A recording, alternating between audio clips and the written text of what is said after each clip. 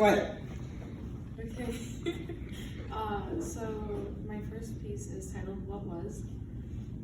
It used to be a joke between us. Anytime we pissed each other off, we'd make a note on our phones. Make a list, add to it as time went by. Our grievances stacked up. Date and time, short description of what the other did. Use it for future times when we needed just a little more to convince the other to do something. November 14th, 2014, 7:55 a.m. Thomas said he hates me 100%. Scrolling through 93 random notes on my phone, trying to free up storage, I rediscover my list. It had been so long since I last added anything, so long that it was almost at the bottom of my queue. August 23rd, 2015, 4 p.m. Thomas said he wanted to look at the deck, but ran out and left instead. I didn't realize what it was when I first opened it. Saw some dates, figured it might be important. Might as well check before I delete. I certainly did not expect what I saw. It stole my breath like a punch in the gut. Brought back all the hurt and anger I'd worked so hard to bury. December 18th, 2016, 7:24 p.m. Thomas said he likes Eliza more and only comes over to hang with her. Is it wrong of me to miss you? 8 years is a lot of time to invest in something, invest in someone. They said if you make it past 7 years, you'll be friends for life. We were supposed to be lifers. You had so much invested in our journey, and you threw it away. February 24th, 2017, 11:30 p.m. Thomas blew me off and left for a booty call. I have never been one for temporary. Everything for me has been in the long-term plan. I question and worry a lot these days. I no longer know if I can do long-term.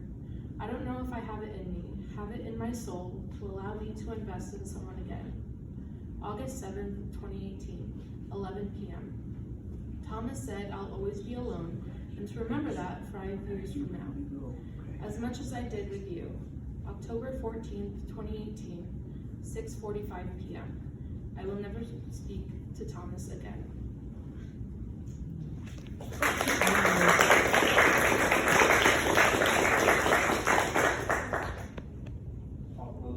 Okay, sorry. We won't bite. I want to make sure I can hear you. Yeah, I'm a little shy, sorry. I know. We all are. That's why I used to be shy too. 20 years ago. I think it was last century. Early last century. This next piece is My Dear Sister. I found her 1 mile from where it happened. Ironic. She was broken, rotting. She was young, just starting to get a taste of life before it was ripped away from her. We are sisters. You were the truck that smashed us. So much power lay in your hands, with no care of the damage you left behind, no care of your violation. You hit us, left us in the ditch, bodies ravaged beyond repair, abandoned, to crumble and decay.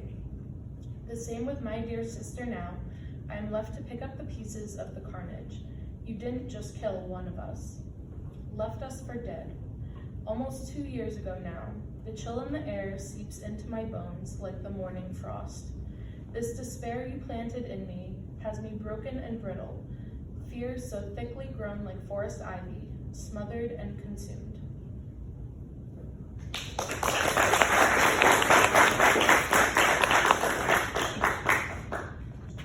So, most of my work is freeform.